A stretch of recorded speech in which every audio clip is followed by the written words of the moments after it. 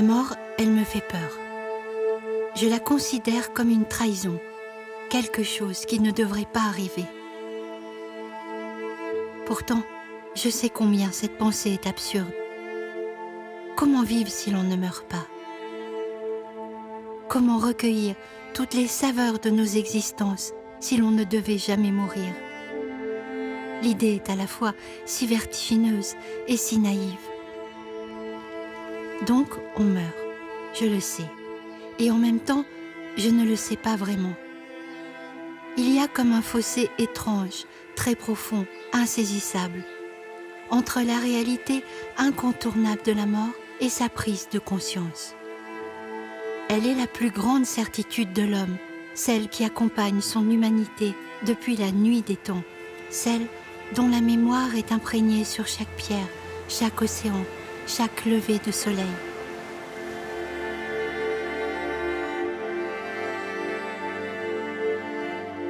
Pour nous, chrétiens, comme pour beaucoup de croyants, la mort est un passage, la porte qui s'ouvre enfin vers Dieu, vers son mystère, vers son amour. Pour les personnes athées, la mort est un arrêt de la vie. Pour les agnostiques, elle est la question fondamentale, suspendue. Je me suis longtemps interrogée sur la mort, mais c'était une approche intellectuelle. Et puis un jour, j'ai perdu mon père brutalement, sans pouvoir lui dire un dernier mot, un dernier je t'aime, un dernier n'aie pas peur. Que se serait-il passé si j'avais pu l'accompagner? Tout autour de nous, dans les hôpitaux ou derrière les fenêtres closes, des personnes attendent la mort. La vie côtoie la mort ou la mort côtoie la vie. Et il y a tant d'urgence à s'en souvenir. Alors, loin de nos regards, des médecins, des soignants, des bénévoles, des aumôniers s'engagent sur cet indispensable chemin de la vie, accompagner les personnes jusqu'à leur dernier souffle.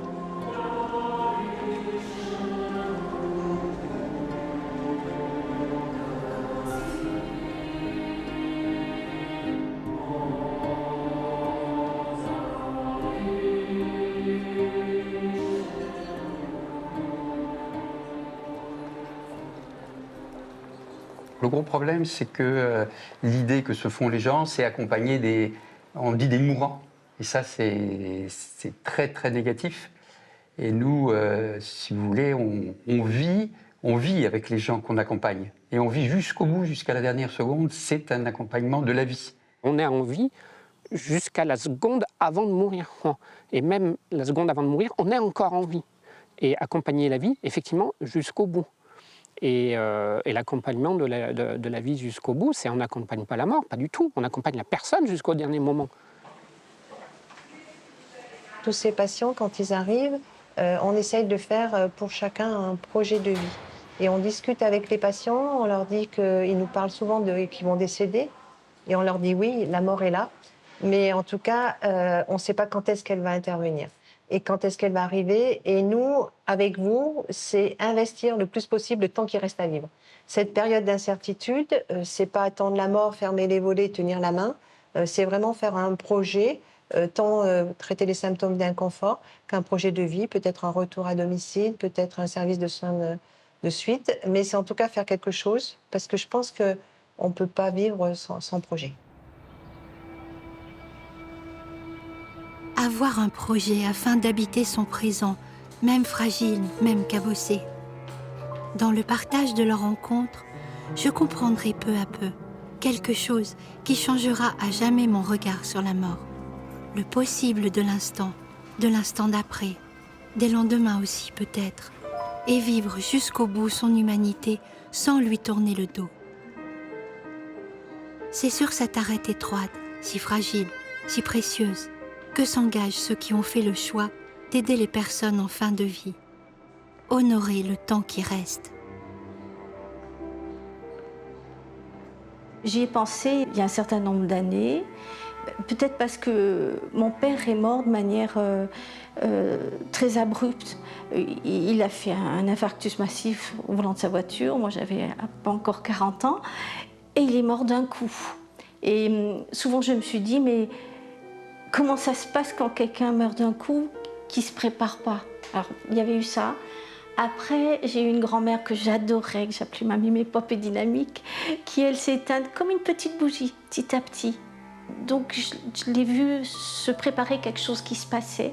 Donc j'ai toujours été intéressée et je me suis mis à lire Elisabeth Kübler-Ross, enfin, voilà, beaucoup de personnes qui ont écrit sur la mort. Ça m'a intéressée et pas dans le sens de voyeur, mais c'était de me dire comment ça se passe, qu'est-ce qui se passe au fond de nous.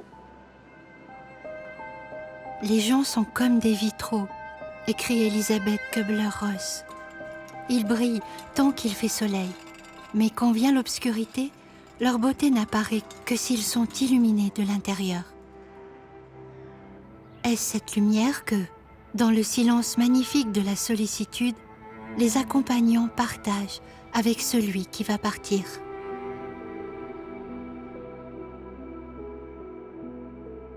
Dans notre présence, c'est d'abord être auprès de la personne, et puis c'est la personne qui est motrice, en fait, oui. C'est-à-dire qui est devant moi, et là où elle en est, moi d'abord j'écoute. C'est la présence, en fait. Le mot pour résumer notre fonction d'aumônier, c'est d'abord être une présence. Donc c'est une présence qui n'est ni les soignants qui sont là pour soigner, ou le psy qui est là pour, etc. Mais nous, c'est une présence, de l'ordre de la présence du Christ qui est là. C'est « je suis là avec toi ». Et même s'il y a donc une souffrance, une douleur, etc., du silence, c'est « je suis là, je reste un moment, vous voulez que je reste? Oui. Et s'il n'y a rien à dire, on ne dit rien, mais être une présence. » Et après, qu'est-ce qui... c'est la personne, quoi. Comme, je sais pas, on voit une fleur qui pousse et qui s'ouvre. On ne va pas tirer sur les pétales, quoi. Hein, et ben voilà, elle va s'ouvrir petit à petit, puis dire « ah oui ». Et puis, je m'accroche à des petits fils de soie qu'il faut débobiner. Et c'est dans le respect infini de ce qui se vit là.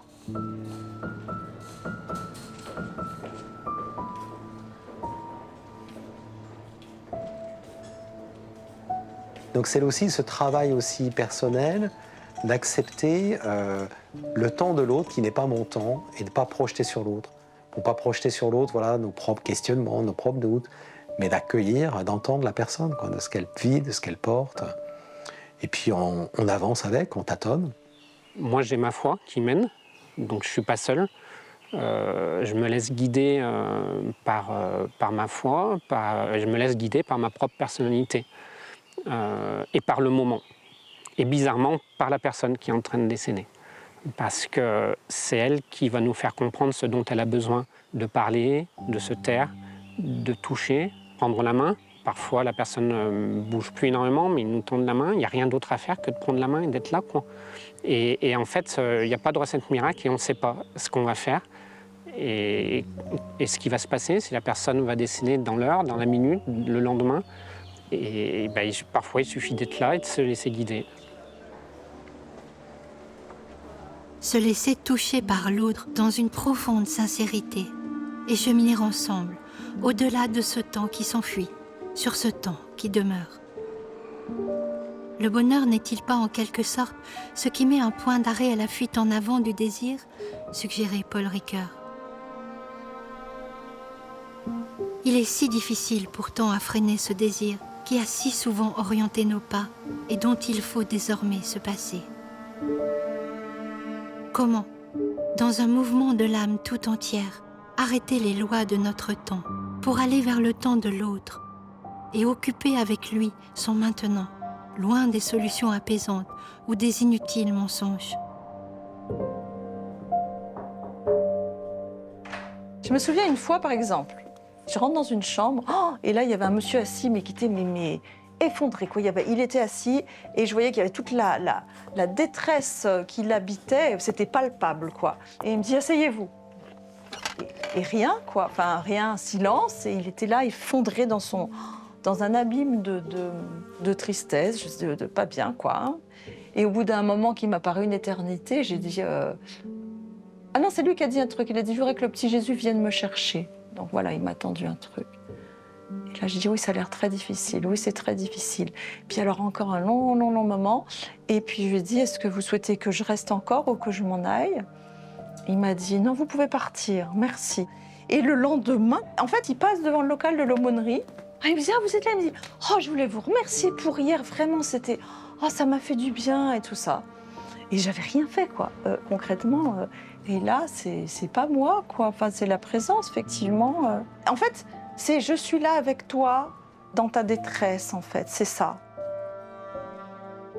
C'est pas forcément faire, et ça, c'est même ce qui est le plus dur à abandonner, c'est de se dire je vais faire. C'est pas faire, c'est être à côté de l'autre, faire attention à ce qu'il dit ou ce qu'il dit pas, comment il est. Il faut se décentrer de soi. Le centre, c'est les autres. C'est les autres, c'est quand on croit aussi c'est Dieu. Voilà. Mais on se décentre et quand on se décentre, je pense aussi qu'on est plus heureux parce qu'on fait plus attention à ce qu'il y a tout autour.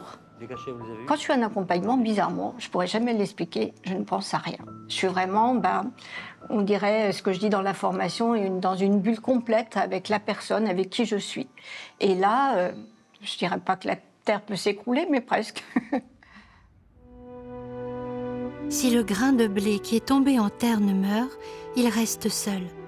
Mais s'il meurt, il porte beaucoup de fruits.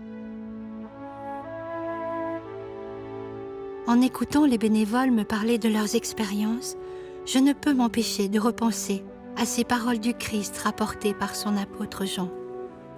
Elles semblent résonner tellement au-delà de notre espérance de chrétiens et rejoindre chacun d'entre nous, quel que soit notre chemin. Rejoindre celui qui souffre dans une communion de tendresse et d'écoute, simplement. Ceux que tu aimes ressusciteront, disait aussi Jésus. La mort, si elle demeure encore le plus grand mystère de l'humanité, est pourtant éclairée par les messages de celui qui nous aime infiniment, que nous le sachions ou que nous l'ignorions. Alors la mort, dans la foi chrétienne, elle n'est pas expliquée en fait. La seule chose qui nous est dit, alors j'aime beaucoup un passage de l'évangile de Saint Jean, là au chapitre 14, « Je pars vous préparer une place. Quand je vous l'aurai préparée, je reviendrai vous prendre avec moi. » Il y a cette espérance en fait, c'est-à-dire qu'en fait la mort n'est pas un mur, mais une porte qui s'ouvre. C'est Thérèse de Lisieux qui disait je ne meurs pas, j'entre dans la vie. Mais en même temps, cette entrée est douloureuse et difficile, quoi. Et il ne faut pas trop vite estomper en fait ces difficultés.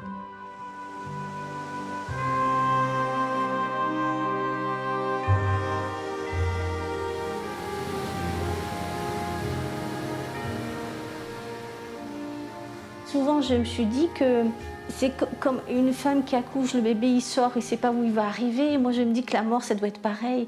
On ne sait pas où on va arriver, mais on va quelque part. Et donc, c'est peut-être aussi parce que j'ai une foi très profonde et que je me dis qu'il y a quelque chose après, mais je me suis toujours dit que c'est dans ces moments-là que les gens ils doivent avoir le plus besoin de nous.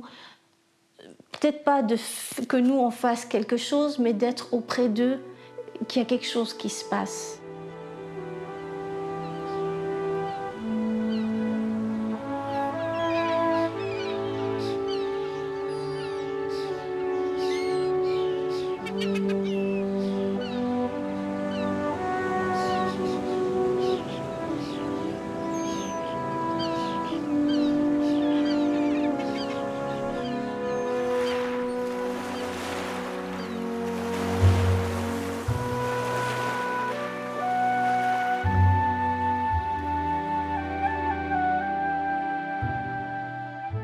Devant la limite, devant la mort, je crois que tout le monde a des peurs, des craintes qui arrivent en fait à des moments un peu différents dans l'épreuve de la maladie et dans ce passage en fait, qui pour moi est un passage. Donc voilà, et c'est vrai que même croyant ou pas croyant en fait, c'est quand même la grande énigme de la vie.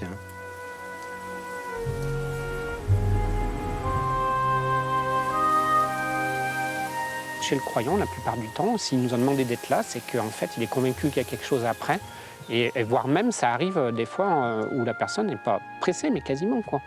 en me disant, mais vraiment ces mots-là. Ah bah demain ou dans quelques heures, je serai auprès du Christ, quoi. Voilà. Il y a quelqu'un qui m'a cité une des dernières paroles du Christ où il parle à un de ses acolytes qui est sur la croix et qui dit toi, dans quelques heures, tu seras à ma droite.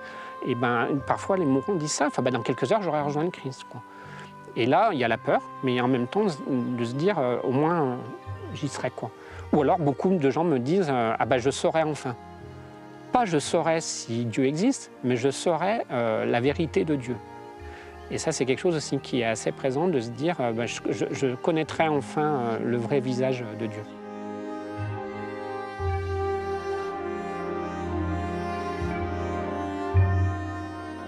Ils sont très différents, tous très différents, dans leur manière d'affronter ces moments difficiles. Il y en a qui sont assez en colère ou qui râlent contre tout, il y en a qui sont très déterminés, il y en a au contraire qui ont envie de raconter des choses. Vous voyez, Saint-Luc, Saint-Joseph, il y a des chambres qui donnent sur le Rhône. Alors, il y avait un monsieur, je lui ai parlé, je lui ai dit vous avez de la chance parce que là, vous pouvez voir, il y a des bateaux de croisière. Il m'a parlé de ses vacances, il m'a parlé de l'Italie qu'il adorait. Et j'ai senti que ça lui faisait revivre quelque chose d'agréable et de bien pour lui. Voilà, donc je suis partie là-dessus.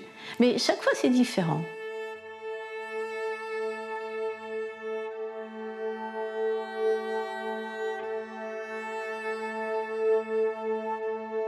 Moi, j'étais souvent frappé en fait dans la rencontre des gens, la prise de conscience et la relecture de leur vie, de l'importance à la fois de ce qu'ils avaient réussi, de ce qu'ils avaient loupé. Et donc on voit que ça renvoie, là on peut pas se cacher en fait, parce que dans la vie habituelle on peut remplir sa vie par plein de choses. Et en fait à ce moment-là on découvre qu'est-ce qui est futile et qu'est-ce qui est l'essentiel. La joie ne se trouve pas dans les objets qui nous entourent. Elle se trouve au plus intime de l'âme.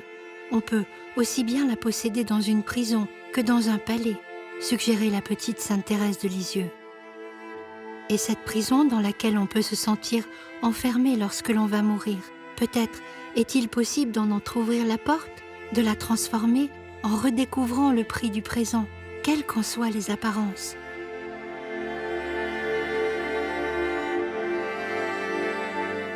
C'est vraiment donner du sens, mais du sens pour tout le monde. Du sens autour de ce temps, le temps qui reste, et personne ne peut dire combien de temps il reste. Comment est-ce qu'on essaye de le faire vivre le plus possible. Donc tout notre accompagnement il s'inscrit là-dedans, mais il s'inscrit aussi dans une réflexion des professionnels, du pas de côté qu'on doit faire pour vraiment voir l'autre et s'inscrire dans son chemin. Lui, à ce moment-là, où il en est.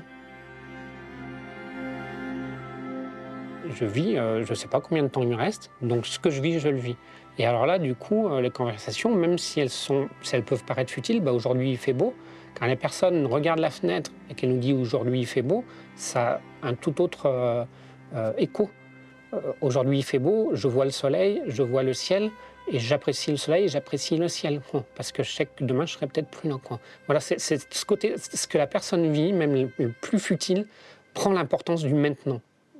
La personne met le doigt sur le beau, c'est-à-dire le beau du présent. J'ai en tête une personne qui me disait, je suis en face d'un mur, là, mais ce mur il n'est pas très beau, est-ce qu'on ne mettrait pas des photos, quoi. On a réussi à trouver quelques photos qu'on avait ici à l'aumônerie, on les a amenées sur le mur, et elle dit, voilà, je préfère regarder un paysage de lac, et j'apprécie le beau pour ce qu'il est maintenant, encore plus qu'à un autre moment. Ceux qui vont s'en aller nous apprennent-ils à mieux vivre, comme s'ils avaient sur nous cette avance infiniment précieuse. Avec leur fragilité, leur souffrance, leur peur aussi, ils nous découvrent encore le chemin de l'essentiel, cette vie blottie tout au fond qui demeure et honore ce que l'on aime. On découvre l'âme quand on s'arrête et que l'on écoute, nous rappelle l'auteur Marie de Henzel. Alors, dans l'immobile et le silence, on entend monter la musique de la vie.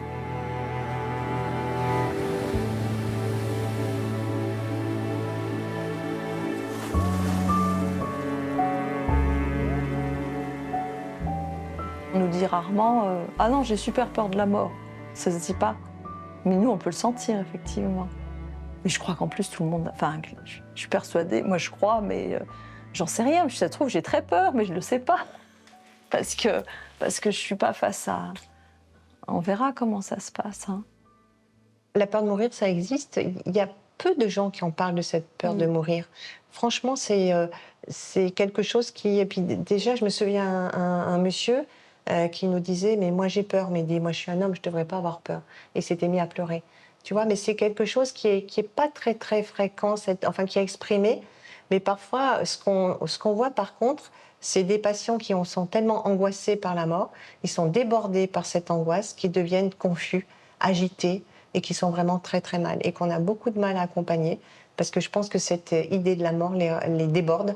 Et quand on est débordé par quelque chose, on en est envahi. Et à ce moment-là, eh ben, on est confus, on est agité, on a des troubles du comportement, etc.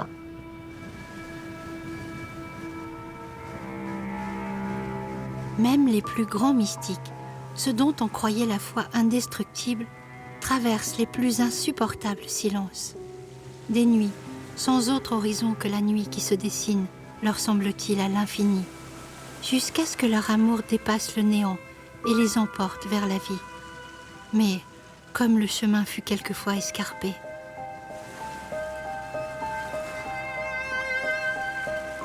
tout le temps à sourire, témoignait Mère Teresa. Les sœurs et les gens pensent que ma foi, mon espérance, mon amour me comblent en profondeur et que l'intimité avec Dieu et l'union avec sa volonté imprègnent mon cœur. Si seulement ils pouvaient savoir. Et pourtant, quelle vie lumineuse avait-elle offert, comme si les ténèbres, au lieu d'étouffer son élan missionnaire, lui avaient donné sa vigueur.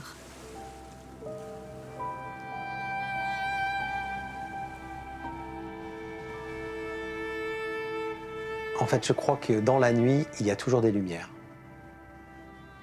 Je crois qu'il y a toujours... la nuit n'est jamais totale, d'ailleurs, on ne pourrait pas la voir sinon. C'est ça qui va être précieux.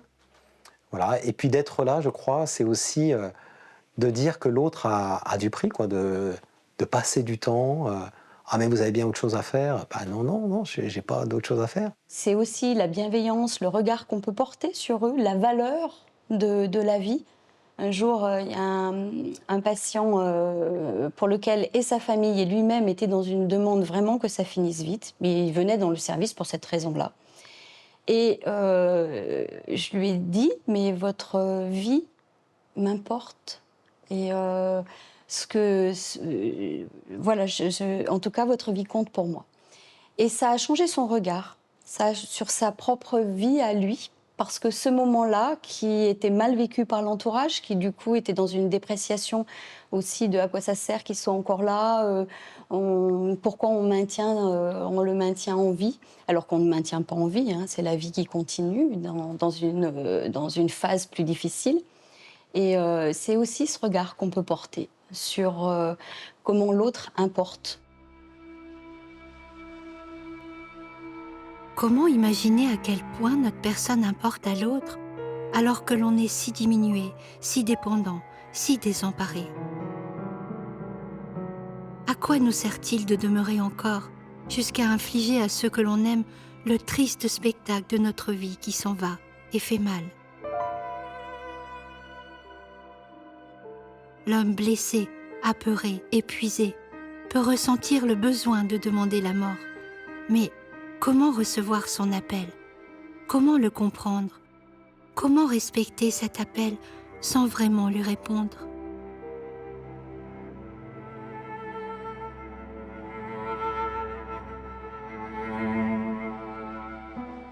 Moi, je trouve que c'est très compliqué de pouvoir se positionner quand on est bien portant. C'est compliqué d'imaginer ce qu'on souhaiterait dans un moment qu'on n'est pas en train de vivre. Il faut être prudent, sans jugement, ni pour les uns ni pour les autres. Parce que c'est normal, c'est aussi les peurs qui doivent pouvoir se verbaliser. Mais il faut qu'on aille plus loin dans la réflexion et pas avoir le oui-non. L'éthique, c'est vraiment, comme le dit souvent Pascal, la période grisée. C'est pas aussi tranché que ça et c'est comment on avance.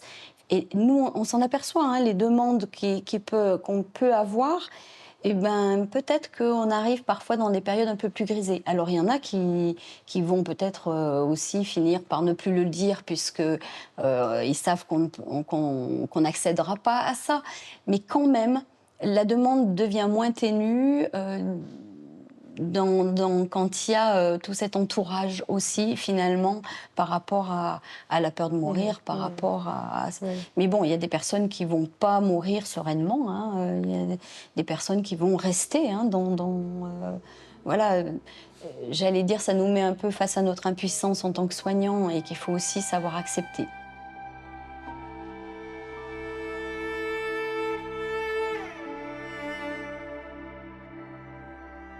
Ce qui tient à cœur au mouvement des soins palliatifs, c'est de dire l'euthanasie ou le suicide assisté ne sont pas la solution. Les soins palliatifs sont là. Le risque qu'on a, c'est que c'est un risque, c'est que du coup, les soins palliatifs qui sont quand même d'un coût important pour la société, on puisse se dire, puisqu'on peut se faire euthanasier, est-ce que c'est vraiment la peine de dépenser beaucoup d'argent pour les soins palliatifs? Sachant qu'aujourd'hui, les soins palliatifs sont très très très mal connus par le grand public et que donc la SFAP se mobilise pour les faire connaître et pour dire que c'est une solution. Certains diront que ce n'est pas forcément la seule solution, ce qui est certain, hein. Mais il faut pas l'oublier, cette solution qui est quand même... du point de vue humain, une solution à mettre en avant. Dès les années 1990, en réponse à une ultra-médicalisation qui avait annihilé la présence même de la personne au sein de sa propre mort, les soins palliatifs prenaient naissance. Désormais, il ne serait plus question de considérer le patient comme une victime invisible, enfermée dans un silence fatal, mais comme un être à part entière, entouré de son histoire. Méconnus du grand public, très longtemps placés dans l'inconscient collectif comme des mouroirs, le chemin est encore long pour faire découvrir, bien loin des apparences, la richesse de cet engagement des soins palliatifs, peut-être une des plus précieuses qu'il nous soit donné à comprendre. Moi, quand je suis avec des amis, si je dis que je travaille en soins palliatifs, c'est pas très bien accueilli, ou les gens n'ont pas envie d'aller plus loin dans la discussion. J'essayais toujours de mon cursus de développer la réflexion éthique et d'en parler très vite avec les étudiants. Alors j'interviens pour les étudiants de première année de médecine, donc ils sont plus de 1000 hein, dans les amphis. Et au début, quand on m'a demandé d'intervenir, je me suis dit, mais tu vas au casse-pipe, c'est pas possible. Moi, je veux parler de la mort et eux, ils sont là pour guérir. Quand on fait des études de médecine, c'est pour guérir. Et finalement, ils ont un cœur gros comme ça et ils sont très sensibles. Et je pense que c'est déjà leur parler de ça, ça veut dire que ça existe. Et ça permet qu'ils cheminent tout au long de leurs études. Et je crois que tout un chacun, on va cheminer par rapport à sa propre mort, par rapport à l'acceptation justement de sa mort. Et on est beaucoup plus serein quand on accepte le fait de mourir. Et je pense que les étudiants, c'est ce que j'aimerais leur inculquer. C'est-à-dire que c'est quelque chose d'inévitable, mais vous pouvez encore faire plein de choses avec le patient. Donc il faut un peu dédramatiser cette idée de la mort, mais qu'on a beaucoup de mal, parce que moi, j'avoue que ça fait de nombreuses années que je parle de cette fin de vie et de la mort, et je vois que ça reste toujours dans notre société un sujet très, très tabou. Dans la motivation qui a fait que je voulais faire aussi ce métier, c'est le fait de rendre sa place à la mort dans notre société. Déjà, le mot mort dans notre société, il ne se prononce pas. Et de quoi tu parles, qu'est-ce qui se passe, etc. Du fait que je fasse ce métier, les gens ne peuvent pas trop passer à côté, quoi. Et en fait, c'est bien dommage, parce que même si ce n'est pas quelque chose de rigolo, c'est quelque chose qui existe, quelque chose qui est commun à tout le monde, qui arrivera à tout le monde, et il n'y a pas plus naturel que de mourir. Et cette chose va arriver à tout le monde, et on n'en parle pas.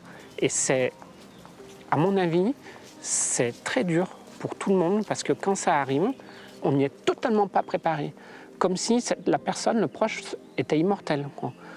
Et de la rendre plus naturelle et plus présente permettrait peut-être de nous y préparer mieux à la mort d'un proche et aussi, j'imagine, à notre propre mort.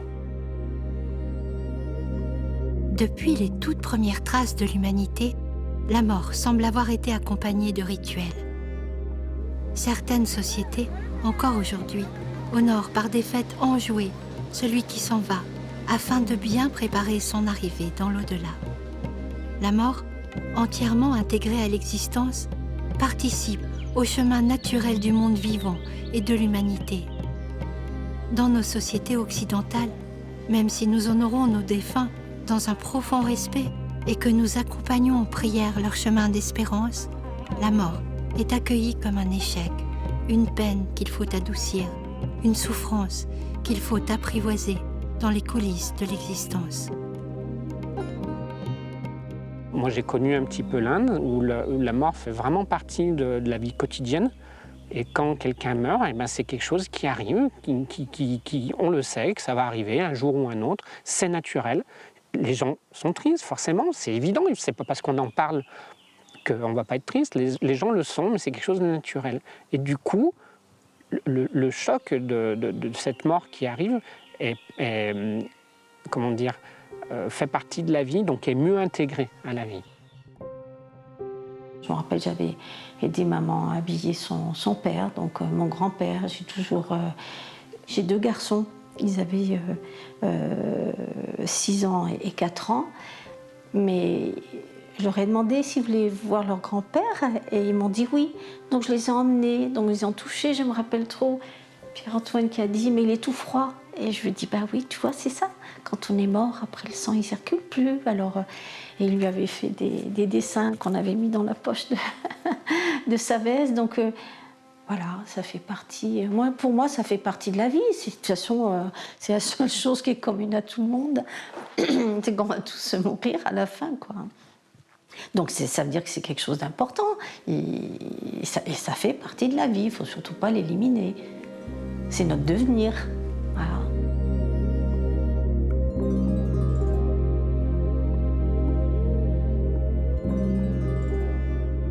La médicalisation du soin, qui est très bien, on va pas renier le fait que si on peut mourir plus tard, c'est très bien, mais à emmener le fait que ça a médicalisé la fin de vie, donc la mort. Donc comme c'est médicalisé, ça a commencé à devenir caché, on ne meurt plus à la maison, on meurt à l'hôpital, et sûrement tant mieux, parce que du coup on meurt entre guillemets bien, mais c'est caché, on n'existe plus. Et du coup, de se cacher la politique de l'autruche en se disant dans une société, les personnes ne vieillissent pas et les personnes ne meurent pas, c'est un mensonge. Et là aussi, le Covid a fait qu'on a reparlé de cette histoire de mort, parce que beaucoup de gens sont morts et sont mal morts. Et là, on s'est dit, mais attends, en fait, ça serait bien qu'on meure différemment. C'est quoi mourir différemment? Eh bien, à mon avis, mourir différemment, c'est ne pas mourir seul, déjà.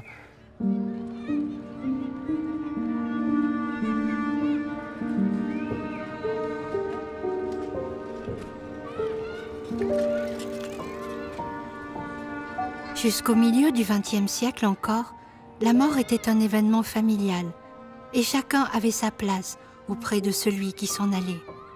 La tristesse avait son droit de citer, mais petit à petit, ces peines que l'on pouvait partager dans une grande simplicité ont été recouvertes par les silences.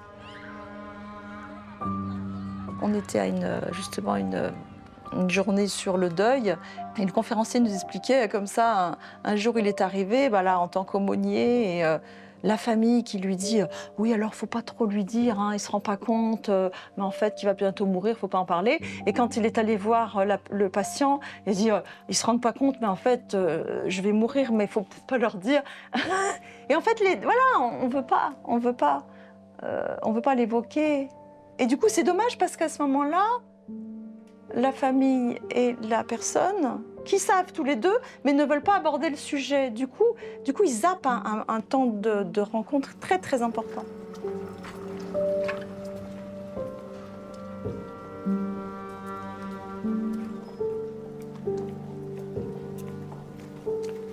Mais c'est tellement difficile de vraiment parler de ce qu'on ressent au plus profond. Alors parfois, c'est plus facile d'en parler avec les équipes extérieur qu'avec sa famille. Parce que la famille, on dit, ben voilà, j'ai peur, je vais mourir, non mais t'inquiète pas, de toute façon on va tous mourir, enfin voilà, on botte en touche, hein. Mais non, t'as encore bonne mine, etc. Donc on arrive à des relations très superficielles dans les familles qui se parlent plus tellement que personne, on a toujours peur de faire du mal à l'autre, ou on ne sait pas comment faire, on est maladroit, et de ce fait, il ne se passe rien. Et souvent, c'est plutôt avec les soignants qu'il se passe quelque chose. Alors, ce n'est pas forcément avec le médecin, hein. Des fois, c'est moins peut-être, mais c'est avec les soignants, etc., avec des gens avec lesquels ils se sentent bien.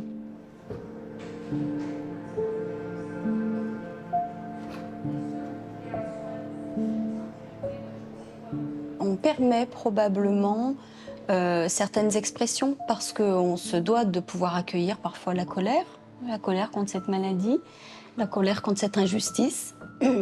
Et c'est aussi, c'est notre rôle que de pouvoir l'accueillir, parce qu'il y a des choses qui peuvent se dire durant un soin, hein, parfois durant un moment tout à fait anodin, des choses qui se posent, qui sont fortes, ou des paroles qui se rediront pas et qui peuvent peut-être pas se dire avec l'entourage parce que le patient cherche aussi à protéger l'autre.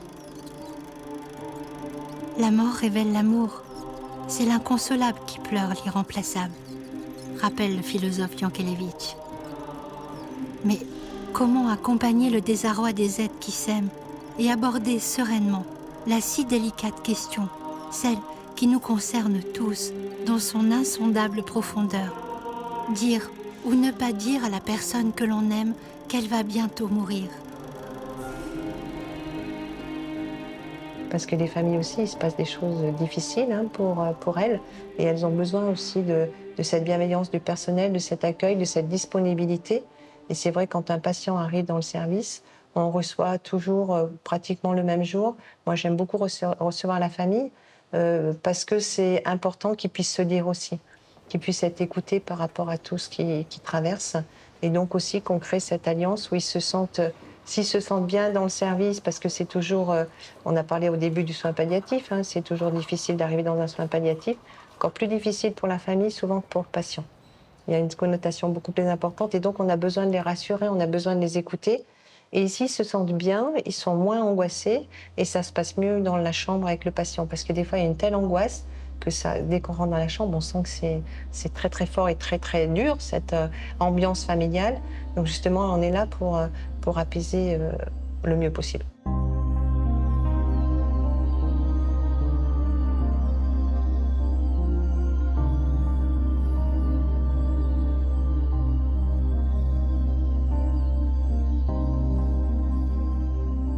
Je me rappelle d'un premier accompagnement que j'avais fait en EHPAD pour une dame qui était aphasique. Mais il y avait quelque chose qui était très lourd dans cette chambre, mais que je n'arrivais pas du tout à définir. Et quelques jours après, je rencontre sa fille. Et du coup, je lui dis, mais je ne sais pas, j'ai l'impression que votre maman attend quelque chose, mais je ne connais pas trop votre vie. Machinalement, je lui dis, mais vous êtes combien d'enfants? On est 4. Et je lui dis, vous venez la voir régulièrement tous? Oui, sauf un. Et je dis, pourquoi sauf un, si je peux me permettre? Mais il est mort. Mais il est mort quand? Il vient de se suicider. Donc pour protéger maman, on ne lui a pas dit. Je me mets à sa place de se dire, pourquoi 3 viennent et pas le 4e? Moi, je pense qu'il faudrait le dire à votre maman. Elle attend quelque chose, j'en suis certaine. Et la semaine suivante, on se revoit, elle me dit, Marie-Annick, j'ai fait ce que vous pensiez qui était bien pour maman. Et là, pouf, elle me dit, vous savez, Marie-Annick, chose extraordinaire.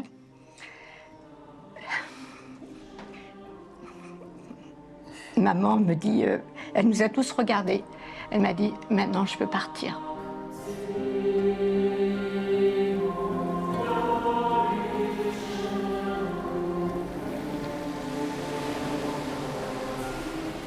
En fait, on a ce côté particulier où effectivement, les gens ne nous connaissent pas. On ne fait ni partie des soignants et on ne fait ni partie de la famille.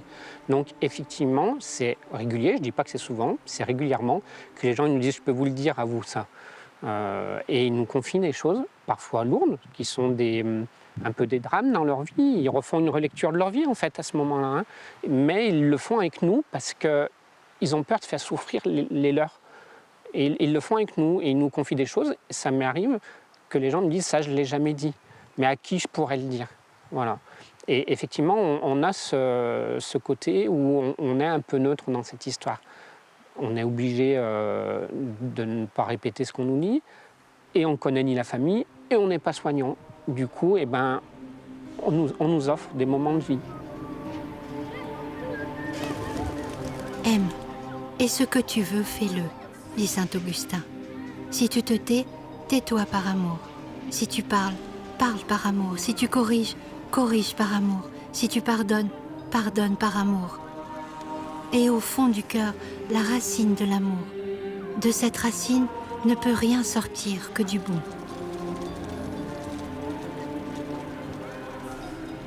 C'est le moment où on se dit, s'il y a encore des choses à vivre, il faut se dépêcher de les vivre. Parce qu'après, ce sera trop tard. Et puis, il y a aussi ce phénomène de transmission. Les gens ont encore quelque chose à dire, encore quelque chose à faire passer. Voilà, donc ça, c'est des choses que, à la fin, ça se précipite un peu. Et même s'il n'y a plus de parole, parce que parfois, là, je pense, hier j'étais en accompagnement en EHPAD, et j'avais une stagiaire avec moi.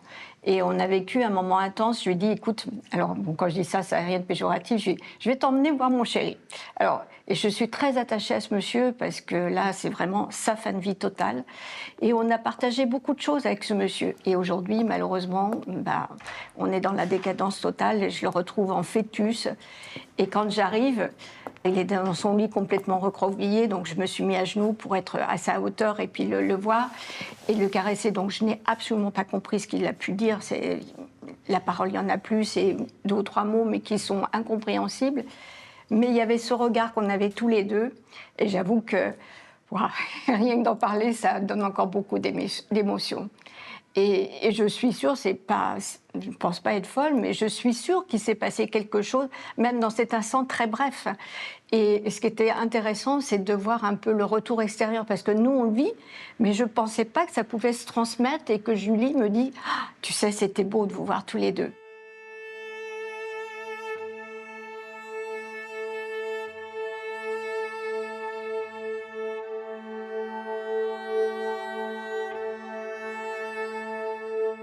En fait, on recueille des choses, des moments de vie, des confidences.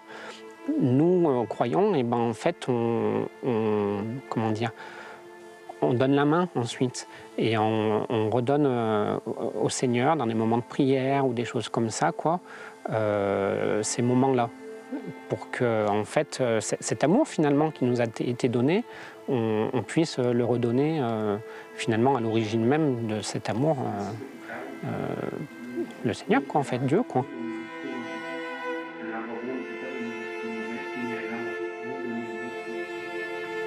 C'est ainsi que tout arbre bon donne de beaux fruits et que l'arbre qui pourrit donne des fruits mauvais. Un arbre bon ne peut pas donner des fruits mauvais, ni un arbre qui pourrit donner de beaux fruits. Tout arbre qui ne donne pas de beaux fruits est coupé et jeté au feu. Donc c'est à leurs fruits que vous les reconnaîtrez. Ce qu'on vit, nous, en tant qu'être humain, eh ben, je vais le repartager dans ma foi, dans ma prière. Cette espèce de fardeau qu'on m'a confié, dont je ne peux pas être le porteur, quoi. Je le confie au Seigneur, parce que du coup, c'est lui qui va récupérer l'âme de cette personne, ou en tous les cas, qui va prendre la suite, quoi. Pour nous, chrétiens, il y a quand même un appui... La parole de Dieu, enfin voilà, la parole de Dieu, la Bible, voilà, dans l'Évangile, il y a beaucoup de textes qui nous sont donnés et qui sont, pour le coup, pas des choses qui sont liées à ce que je sens ou ce que je sens pas, mais des choses concrètes, comme une parole. Et donc on s'appuie sur cette parole et donc on invite aussi la personne à s'appuyer sur cette parole.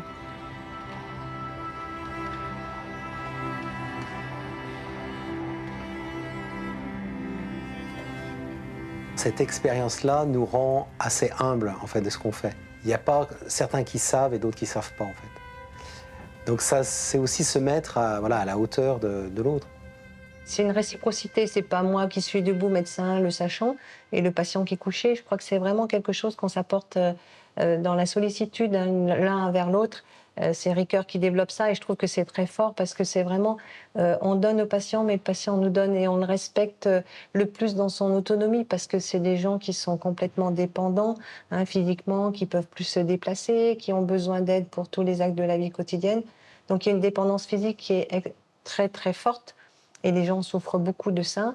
Et nous, on essaye quand même de respecter cette autonomie, cette capacité à décider, qui font qu'ils sentent progressivement, quand on les voit plusieurs fois, qu'on les respecte dans ça et qu'on sait les écouter. Et souvent, c'est quand on est dans la maîtrise de notre vie, on décide tout. Et puis tout d'un seul coup, quand on est hospitalisé, on décide plus rien. Et donc, on essaye justement de redonner la parole au patient, d'accueillir ces paroles pour qu'il puisse dire ce qu'il a envie. Et donc, quand il se sent écouté, il se passe vraiment quelque chose de cette alliance. Et c'est ça, les possibles.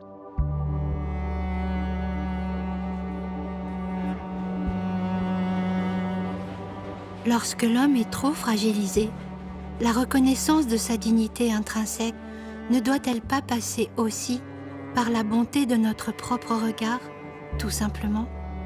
Paul Ricoeur rappelle combien le souffrant nous apprend que nous sommes, lui et nous, embarqués dans une même réalité où alternent la souffrance et la capacité. Et dans ce partage, cette sollicitude bienveillante, se construit une certaine égalité entre le fait de recevoir et le fait de donner. Peut-être est-ce cela, mourir dans la dignité.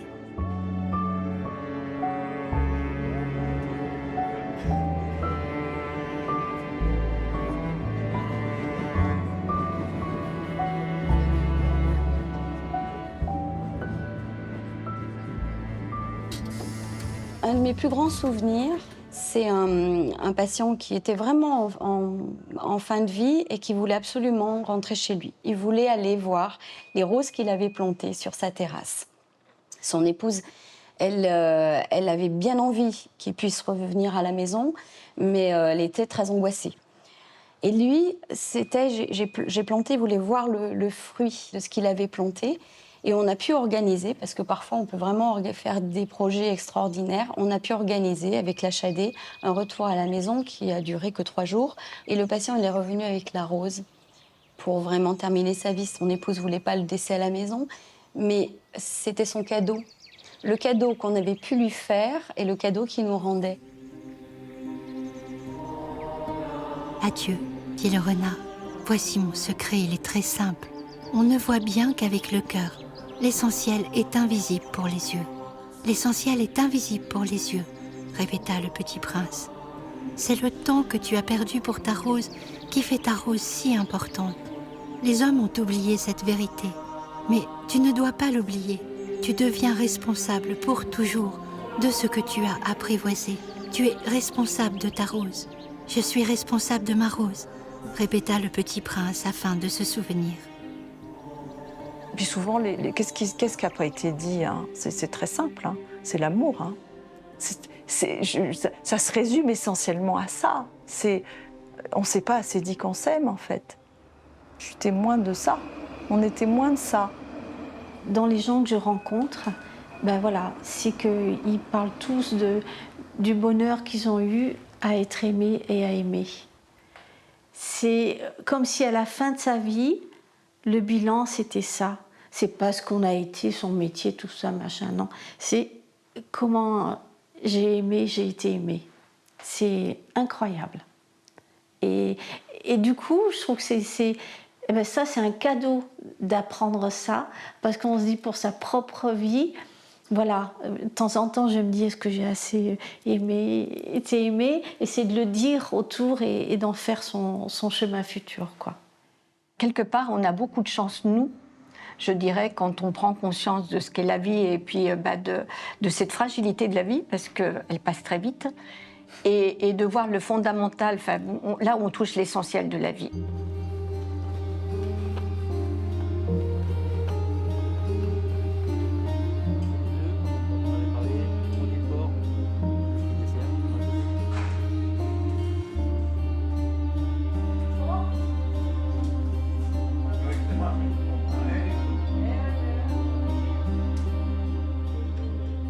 Cette vie d'abord qui est première, qui est puis d'une grande richesse, où les gens partagent sur ce qui est en profondeur, ce qui est l'essentiel. Et donc je suis bénéficiaire en fait, un cadeau que me font les gens, quoi. Qu'est-ce que ça m'apporte? Eh bien, encore plus de présence au présent, justement. Donc dans ma vie, à moi aussi, Et ce qui est étrange, c'est que des fois, je peux rentrer chez moi, d'avoir fait un accompagnement de fin de vie et d'avoir une joie dans le cœur complètement étonnante. La joie et la paix, en fait. Plus de joie et de paix. Il y a cet acte d'amour fraternel et humain qui se passe entre la personne et nous, quoi. Mais ça se passe de parole, ça. C'est vraiment, du coup, c'est les moments tellement importants. Le moment d'une naissance, c'est un acte d'amour de fou, et le moment de la mort, si on est accompagné, si on est avec quelqu'un, c'est proche, bien entendu, mais d'autres personnes, ce sont des actes d'amour aussi, quoi. Cet étrange fossé entre la réalité incontournable de la mort et sa prise de conscience, il m'apparaît désormais possible de l'apprivoiser. Ceux qui accompagnent les personnes jusqu'à leur dernier souffle viennent de me rappeler, comme une évidence, combien ceux qui s'en vont demeurent, dignes, humains, essentiels, face à l'espérance de découvrir enfin le vrai visage du Seigneur, peut-être, ou le prix de leur empreinte auprès de ceux qui les ont aimés. Sur la tombe de mon papa sont inscrits ces quelques mots qu'il avait lui-même composés, comme une prémonition peut-être, quelque temps avant sa mort précoce. L'homme en soi, petite parcelle de l'univers ou créature de Dieu, possède une dignité qui est la référence suprême.